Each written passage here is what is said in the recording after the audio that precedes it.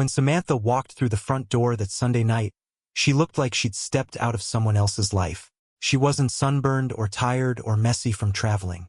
She was radiant, calm, like a storm had passed through her and left clarity in its place. Her skin glowed, her eyes shimmered, and her smile, wide and almost too serene, landed on me like a polite stranger's handshake. "Hey," she said softly, tossing her suitcase by the stairs like it was weightless. "Miss me?" I nodded, unable to answer right away, because something about her was off, not in a bad way, just unfamiliar. For 9 days she'd been at a wellness retreat in Costa Rica, a spontaneous invite from someone she'd met at a networking brunch. Yoga, she said, breath work, soul recalibration, whatever that meant. I didn't ask for details. Honestly, I thought it would be good for her. She'd been restless for months, starting books and never finishing them, talking about opening a candle shop one day and applying for executive jobs the next. I figured she just needed a break. But now, looking at her, I realized she'd gotten one, and maybe a little too much more. "Your trip, it was good?" I asked, trying to sound normal. Her eyes lit up. Transformative. That word echoed in my head as I helped her bring in her bags. She was different. Even her hug felt unfamiliar, looser, lighter, detached, like she was already on her way out again. Over the next few days, I tried not to overthink it. We returned to our routines. Morning coffee, separate laptops, overlapping silences. Except now, Samantha was humming. She smiled at texts. She lit candles in the middle of the day and kept the house smelling like lavender and Palo Santo. And then she started talking about the women. Brooke, Amber, Chelsea. 3 names I'd never heard before. According to Samantha, they'd been assigned to the same cabin. Didn't know each other before, but by night 2, they were swapping life stories over firelit tea ceremonies. "We just clicked," she said. "Like we've known each other forever." They had a group chat, called themselves the Wild Four, shared daily affirmations, inside jokes. One morning, I found Samantha laughing at something on her phone and wiping away tears. "Everything okay?" I asked. She smiled. Amber sent a voice note. "She's hilarious." I wanted to be happy for her. Making new friends in your 30s isn't easy. But there was something rapid about it. Like she hadn't just made friends. She joined something. A week after she returned, she floated the idea of a reunion. "Brooke's hosting a weekend upstate," she said, casually folding her clothes with a softness I didn't recognize. "It's just us girls. No phones, no pressure. Just space to breathe." I hesitated. "Didn't you just get back?" She smiled like I'd said something adorably naive. That wasn't a goodbye. That was the beginning. Something in her tone felt rehearsed, like she was quoting a mantra. I didn't push back. I told myself it was healthy. Better than doom-scrolling on the couch or getting lost in work stress. People reinvent themselves. Maybe this was hers. But that night, as she packed silk wraps and essential oils into a new duffel bag, I stood in the hallway and watched. She looked like she was preparing for a role, one I didn't know, and I wasn't sure I wanted to meet the character she was becoming. The weekend trip came and went faster than I expected. Samantha left on a Friday morning, hugged me like a polite cousin, and was gone before I finished my coffee. No long goodbyes. No, "I'll miss you." Just the quiet sound of the car rolling down the driveway, heading north to someplace I wasn't invited to know. I tried to be supportive. I kept telling myself it was normal, healthy even. Everyone needs space, friendships, change. But when she came back Sunday night, something had shifted again. It wasn't that she looked different, she looked amplified, like someone had turned the saturation up on her. Her hair seemed fuller, her eyes brighter, her voice steadier. She kissed my cheek, mentioned something about a cacao ceremony and a dance of release under the stars, then disappeared into the bathroom for a long, silent soak. The next morning, I found rose petals in the sink and a playlist titled Womb Wisdom, still playing quietly on the speaker. Samantha didn't talk much about what they'd done, said it was all hard to explain and deeply internal. I asked where they'd stayed. "Oh, it wasn't really a hotel," she said, not looking up from her smoothie. "More like a converted barn on private land. Very sacred. No photos. No receipts. Just vague details wrapped in mysticism. The days that followed were filled with sudden changes. Samantha began waking up before sunrise to meditate. She bought crystals, lots of them. Amethyst for clarity, obsidian for grounding, rose quartz for heart expansion. Every shelf in our home slowly turned into an altar. She was busier, too. Always going somewhere. Women's circles, sound baths, sensory dinners. She stopped drinking coffee and switched to something called Blue Lotus tea. Stopped watching TV and started journaling with a fountain pen she said had intention. And always there were the messages. Ping, ping, ping. Her phone lit up at all hours. Group chats, voice notes, emojis I didn't recognize, snakes, moons, fire symbols, something that looked like a spinning spiral. Sometimes I'd catch her grinning at the screen, typing furiously. Other times, she'd quickly lock it when I walked by. One night I asked, "What are you all talking about in there?" She looked up slowly, half smiling. "Just planning our next thing. Might be a retreat in Asheville. Chelsea knows someone with a private dome space." "A what?" She laughed. "It's like a yurt, but cosmic." I didn't even know how to respond to that. Instead, I just nodded. "Sounds a very you." She tilted her head, studying me for a second. "You say that like it's a bad thing." "I didn't mean it that way." She didn't say anything, just went back to her tea. That night, as we lay in bed, I couldn't sleep. I listened to her slow, even breaths beside me, the scent of frankincense hanging in the air. I kept thinking about that phrase, very you. The problem was, I wasn't sure who you even was anymore. It's not like I expected her to stay the same forever. I loved that Samantha was curious, creative, a little wild. But this felt different. Not like growth, but like escape. She was shedding layers so fast, I couldn't tell what was underneath. A few days later, I noticed a new dress in her closet. Velvet, deep emerald, nothing like what she used to wear. I held it up, trying to imagine her in it. "You like it?" she said, appearing behind me. "It's dramatic," she smiled. "It's for the fire circle next weekend.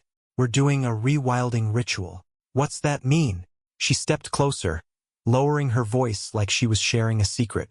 "It's about returning to your primal essence, letting go of conditioning, becoming your truest self." I nodded slowly. "Sounds intense." She kissed my cheek. "You wouldn't get it, but that's okay. It's not for everyone."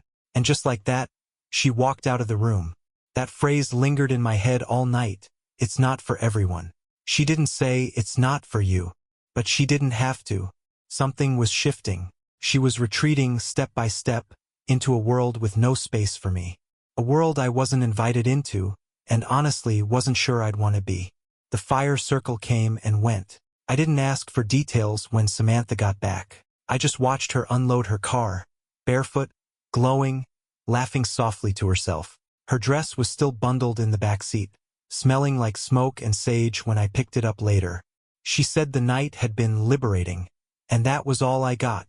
Over the next few weeks, her calendar filled up with new events. She attended a wild feminine immersion weekend, a serpentine embodiment workshop, and something called moon decoding. At first, I couldn't even tell if they were real or jokes, but each time she went, she came back a little farther away. She stopped wearing her wedding ring. She said it was symbolic, just for now, to feel less tied to external definitions. I didn't argue, but I noticed. I also noticed how she started dressing differently. Earth tones, draping fabrics, jewelry that looked like it belonged in a museum exhibit titled Forest with Chic. She changed her perfume to something musky and strange, and her walk took on this slow, fluid confidence, like she was on stage and the world was the audience. I missed my wife, or rather, I missed the version of her that used to read in bed next to me, make sarcastic jokes at brunch, fall asleep watching documentaries she'd never finish. Now, she was always rushing off to something, and when she wasn't gone, she was elsewhere, present physically, but mentally wrapped in something I couldn't reach. I tried to be patient. I offered to join her at one of the events, just to see what it was all about. She smiled sympathetically. "It's not for you, babe. Trust me. You'd feel out of place." That word again. Not for you. So I stopped offering. One night, she came home late from a ceremonial dinner hosted by Brooke. Her cheeks were flushed, her eyes distant. She kissed me quickly on the forehead, like a sister, not a wife, and said she needed a shower. As she walked away, I caught a glimpse of something peeking out of her bag, a bottle of expensive red wine. Half empty. We didn't drink wine anymore. She'd sworn off alcohol after the Costa Rica trip, claiming it dulled her senses. Said she was committed to clarity. I didn't mention it, but the contradiction stuck with me. Just like the receipt I later found folded inside the trash. $4.80, charged to a restaurant I'd never heard of. It wasn't just the amount. It was the fact that the charge came from a city an hour away. One she never mentioned visiting. And the phone. Her phone used to live in the open on the kitchen counter by the bed on the armrest while we watched TV. Now it was glued to her hand, face down when not in use, locked with a new passcode I didn't know. I wasn't the snooping type, but even I started noticing the shift. One night, I heard it buzz at 2:17 a.m. She was asleep beside me or pretending to be. I leaned over, just enough to see the screen light up. Chelsea Fire, still buzzing from last night. You were electric. My heart thudded. I didn't touch the phone. I didn't move, just stared at the glow until it faded. The next morning, Samantha was extra affectionate. Made coffee, played music in the kitchen, pulled me into a slow, sleepy dance before breakfast like it was our honeymoon again. I wanted to believe it. I almost did. But something in her eyes wasn't dancing with me. She was performing comfort, hiding chaos behind calm. And suddenly, I began to feel like a guest in my own house, like I was being managed, smiled at, pacified. The worst part? I still loved her, but I was starting to realize she didn't love this anymore. Maybe not me. Maybe not what we'd built. Maybe she'd found a new world, one where I was just background noise to her becoming. I stood at the edge of it, watching her float farther and farther away, and I didn't know how to stop her. There's a line, invisible at first, that separates doubt from knowing. I don't remember when exactly I crossed it. Maybe it was that night I found the second phone charger under the couch, one she never mentioned buying. Or maybe it was the moment I realized she had a second email address. A new one. One I only found because I caught a glimpse of her notifications while she was checking her calendar on my laptop. The name on the account wasn't Samantha Lane. It was S. Moonfire.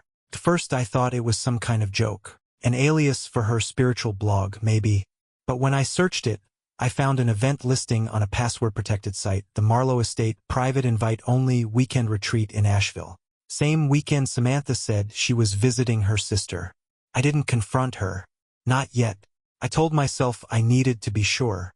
I wasn't going to be that guy. The jealous husband. The one who builds castles out of suspicion. But the signs kept coming.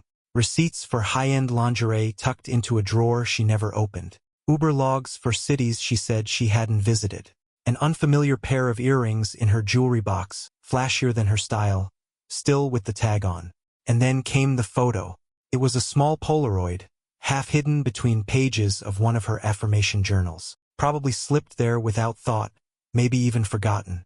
Samantha was in the foreground, laughing, holding a glass of wine. Behind her, slightly out of focus, stood a man, tall, well-dressed, his arm draped casually over her shoulder like they were in the middle of a toast. She had told me the Asheville weekend was screen-free. No phones, no distractions, no alcohol. That photo said otherwise. Still, I didn't speak. I watched. She was careful, never repeated the same excuse twice. One week it was a chakra alignment weekend in Savannah. The next, a desert stillness getaway in Joshua Tree. Always just the girls. Always secretive. Always sacred. She kept using that word, sacred, like it was a shield. But whatever it was she was protecting, it wasn't us. One evening, I came home early and heard her laughing in the kitchen. Not just laughing, laughing. A full, rich sound I hadn't heard in months. I paused outside the doorway. She wasn't on the phone. She was on a video call. I could see the screen from where I stood, 3 faces. Brooke, Amber, Chelsea. and one more, someone I didn't recognize. A man. She saw me before I could step away. "Oh," she said, startled. "Didn't expect you back so soon." I smiled. "Just hungry." She tilted the laptop away and closed it. "Just catching up with the crew. We're planning a full moon thing. Very spontaneous. I didn't ask who the man was. She didn't offer. That night, I lay awake staring at the ceiling. Samantha was curled beside me, her breathing soft, one hand draped loosely across my chest. And all I could think was, this isn't intimacy. This was muscle memory. A routine she hadn't let go of yet. But her mind, her heart, they were elsewhere. Maybe with those women. Maybe with that man. Maybe with the version of herself she was trying to invent, free of the life we'd built, free of responsibilities, of shared bank accounts, of weekday dinners and grocery lists. And I understood something right then as clearly as I'd ever understood anything. I wasn't watching a phase.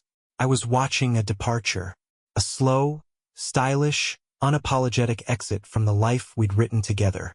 And as much as I wanted to call her back, shake her, ask what was happening, beg for honesty, I knew that wouldn't work, because she'd already answered, in 100 small ways, this isn't about you. It never was. So I did the only thing I could. I stopped trying to fix it, and I started preparing for the truth. I always thought if things got bad, I'd confront her, sit her down, look her in the eye, and ask straight out, are you cheating on me? But real life's messier than that. It wasn't fear that held me back. It was calculation. Samantha had become an expert at deflecting. One word from me and she'd cry, twist, spiritualize, or flip it back on me. I knew how that conversation would go. I come out of it more confused than before. So instead of talking, I started gathering. It began with quiet steps. I created a private folder on my laptop, one she couldn't access. Inside it, I logged dates, receipts, screenshots, Uber routes that didn't match her stories, a calendar of retreats she claimed to attend, cross-checked with real venues, many of which didn't even exist. Her explanations were too clean, too rehearsed. Then I remembered Tyler. We'd only met twice. He was Brooke's husband, quiet, distant, always half removed at social events. The last time we talked was during a birthday dinner, months before all this began. I remembered the way he'd glanced at Samantha and Brooke laughing too closely with a group of men. Something behind his eyes looked tired. I searched his number in my phone. It was still there. I stared at the screen for a full minute before typing. Hey, it's Jake, Samantha's husband. Got a sec? The reply came 20 minutes later. Is this about the retreats? That was all it took. A short thread of words. And suddenly the ground shifted. We met the next day. A diner off Route 38. Quiet, safe, neutral. Tyler was already there when I arrived, stirring coffee like it had insulted him. He looked worse than I remembered, gray under the eyes, stubble where he used to shave clean. But there was something else in his face too. Relief. I was wondering how long it'd take you, he said, sliding into the booth opposite me. I didn't bother pretending. So it's not just me. He let out a dry laugh. Not even close. He reached into his coat and pulled out a folder. Inside, screenshots, photos, names, a handwritten list of retreats and cities. The same pattern I'd been seeing, only now someone else had the same math. There's a whole network, Tyler said, voice low. It started as women's wellness retreats, but somewhere along the way, it became something else. They built layers of secrecy, emotional bonding, then isolation, and then, he paused, indulgence. I stared at a photo of Brooke laughing in a low-lit room beside a man who definitely wasn't her husband. You have proof. He nodded. Hired someone. Guy named Leo. Works catering for high-end events. Gets into all the private spaces. No one notices him. Took the photos you're looking at. I exhaled slowly. How much does he charge? Tyler looked up. You want in? I want clarity, I said. No more theories. I want to see it. He gave me Leo's number. Tell him you're mine. He'll understand. That night, I sat alone in my garage, phone in one hand, folder in the other. Outside, the wind howled through the trees.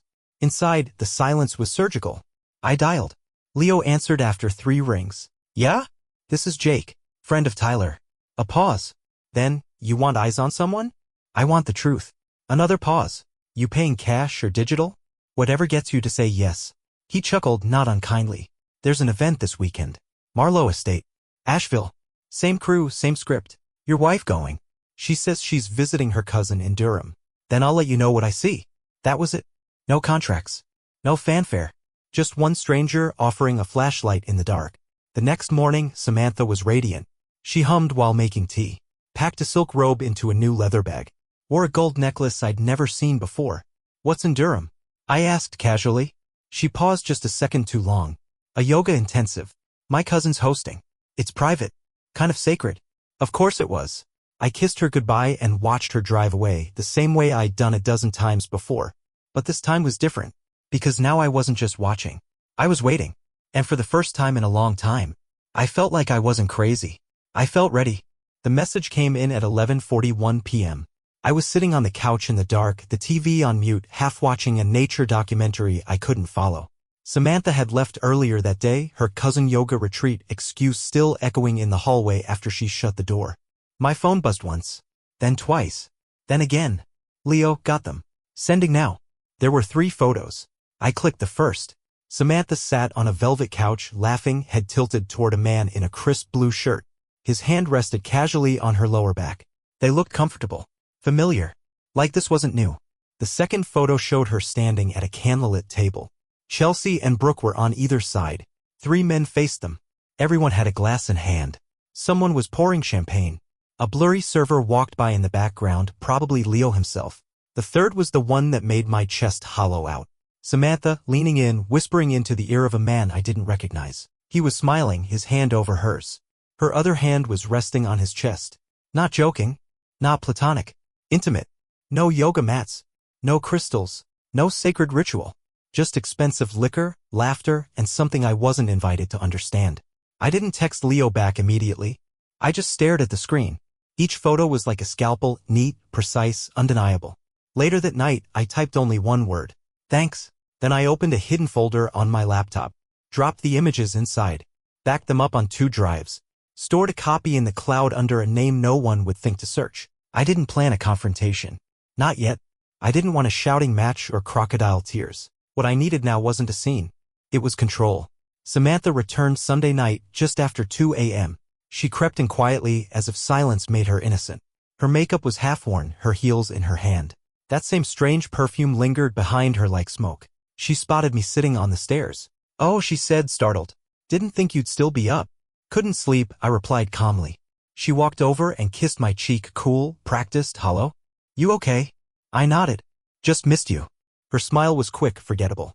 "I'll tell you all about it in the morning." "You always say that." She blinked. "Say what?" "That you'll tell me everything." And then I stood, walked past her, went upstairs. Not because I was tired, but because she didn't know I already had everything I needed. The next morning, she acted like nothing had happened. Pancakes. Almond milk lattes. A playlist with acoustic covers humming softly in the background. She sat across from me, beaming. "There was a breakthrough this weekend," she said, eyes shining. "A deep one. I feel different. I can see that." She reached across the table and touched my hand. "I know I've been distant, but I'm learning how to come back to myself. You'll see." I smiled. Let her believe it. Because I wasn't trying to bring her back anymore. I was preparing to move on. That afternoon, while she napped in her sunroom chair, still in her flowy cream dress, face tilted toward the sun, I scanned the rest of her suitcase. Not rifling. Not snooping. Just confirming. Inside a side pocket, I found a gift box. Velvet. New. Inside, a gold bracelet engraved with tiny initials. Not mine. No receipt. No card. Just the bracelet and a small folded note with a single line. "To the wild in you. Until next time." I didn't take it. I didn't even move it. Just closed the suitcase. She hadn't made a mistake. This wasn't recklessness. It was routine. She'd built a new reality. A second life where she got to be whoever she wanted, and I was just the placeholder in her quiet hours. The man who paid the utilities while she lit incense in other people's rooms. I sat down at my desk, opened a new document, titled it Exit Plan. It wasn't about revenge. It was about release. And I wasn't going to beg her for permission. I didn't tell Samantha about the photos. Not yet. Instead, I made a quiet appointment with someone who could help me make them count. Her name was Grace Holloway, a divorce attorney recommended by a colleague who'd gone through his own quiet unraveling the year before. Her office was tucked in the back of a corporate park, sterile and unassuming, just the way I wanted it. She greeted me with a firm handshake and no small talk. Her eyes were sharp, focused. She didn't ask why I was there. Just said, "Let's see what we're working with." I slid the envelope across the table. Inside, 6 printed photos, 1 handwritten list of dates and destinations, a spreadsheet of expenses, and a copy of the event flyer Leo had screenshotted, the one with Samantha's name right on the guest list. Grace didn't flinch. She flipped through everything quickly, professionally, then tapped the folder once and said, "You're ready." Just like that. "You want quiet, fast, and decisive?" she asked. I nodded. "Then yes," she said. "Just like that." Over the next 2 weeks, Grace guided me through every step. We opened a separate bank account in my name only. We redirected my direct deposit. We moved half the joint savings legally, fairly, into a secure trust. I rented a small storage unit and began slowly relocating personal items, old journals, family photos, the leather armchair my dad gave me when I graduated college. I made a list of everything I wanted to keep. It was shorter than I expected. I kept up appearances at home, smiled at dinner, laughed when she told stories about releasing old energy. Even complimented her outfit the night she went to a ritual feast hosted by Chelsea in Santa Fe. Samantha never noticed a thing. She was too busy curating her own transformation to realize I was undergoing one of my own. Mine just didn't come with incense or feathers. It came with clarity. The night before I planned to hand her the envelope, she came home early. Brought Thai food. Wore one of my old flannels like it meant something. She put on a movie, curled up next to me, and said, "I feel like I've come back to myself." I didn't answer, because the truth was she hadn't come back. She just circled the block, and I was already gone. That night, after she fell asleep, I sat at the kitchen counter and prepared the envelope. Inside, the same photos printed again. Clean, clear. Ordered by date. On top, a letter. Short. Unemotional. Respectful. "Samantha. I know. I'm not angry. But I'm done. I won't fight. I won't smear you. But I also won't pretend. These are copies. Others exist. You'll be served tomorrow. Please don't make this harder than it has to be. Jake." I sealed the envelope, left it on the kitchen counter, and walked out. Not far, just to the park 2 blocks away. I sat on a bench, hands in my jacket pockets, heart surprisingly steady. For the first time in months, I wasn't waiting for a lie. I wasn't preparing for manipulation. I was simply done. When I got back, the lights were still off, but the envelope was gone. I found Samantha in the kitchen, barefoot, holding the photos like they might shatter if she breathed too hard. She didn't look up when I entered. "How long have you known?" she asked softly. "Long enough." She set the photos down. "I didn't mean for it to get this far." I nodded. But it did. A silence settled between us. Not hostile.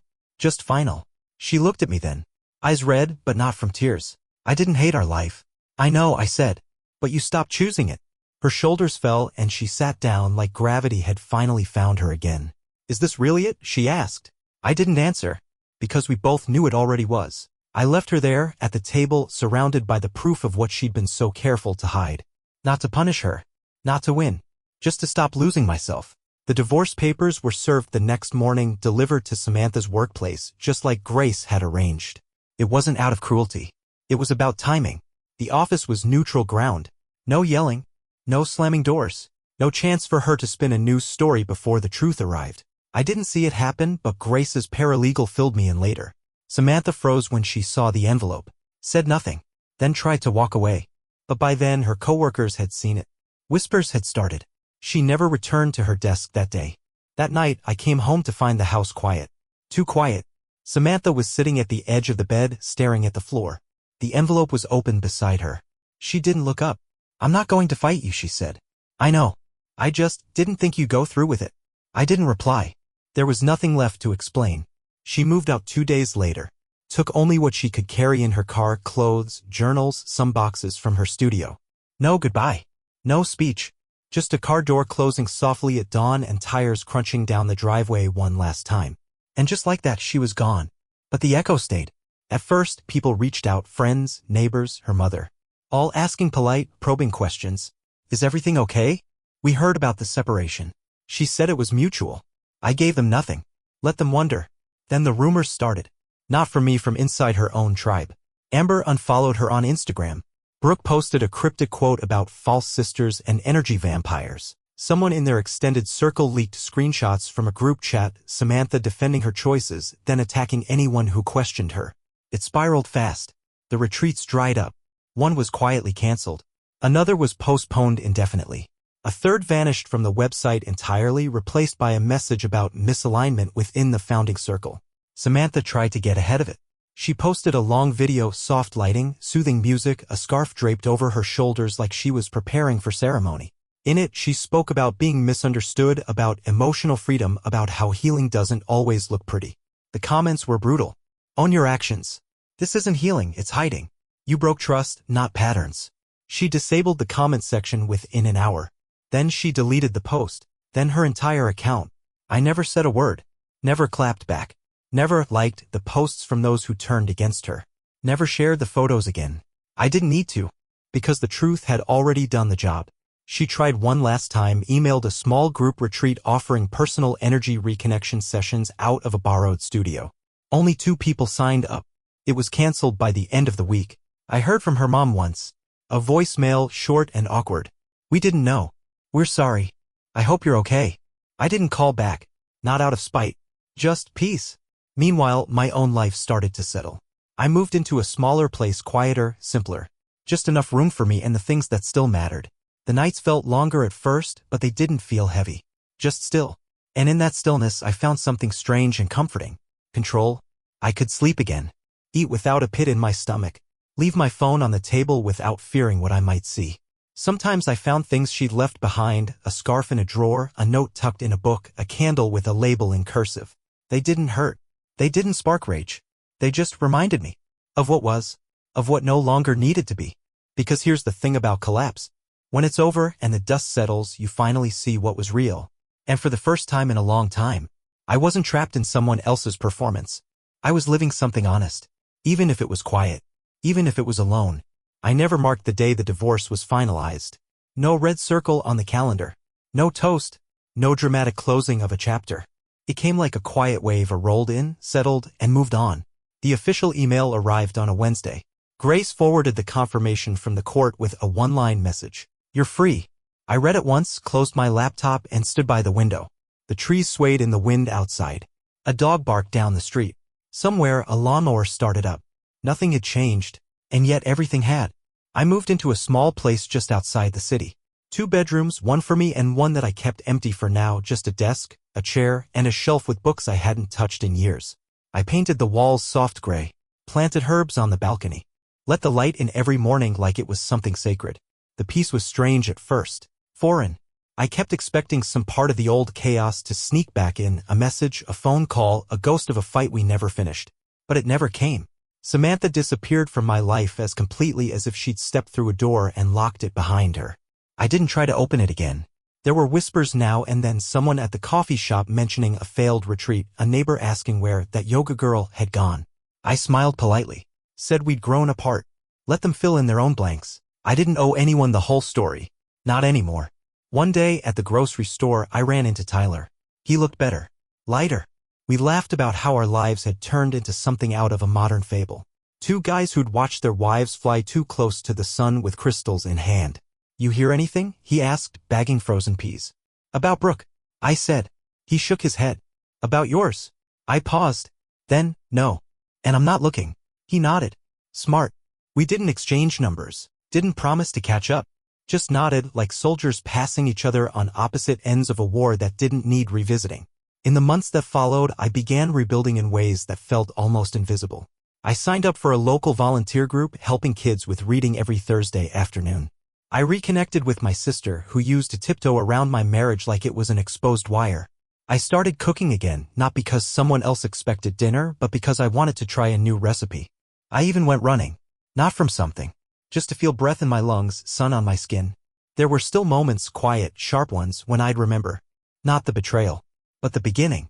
A morning in the kitchen with shared coffee. A weekend drive with the windows down.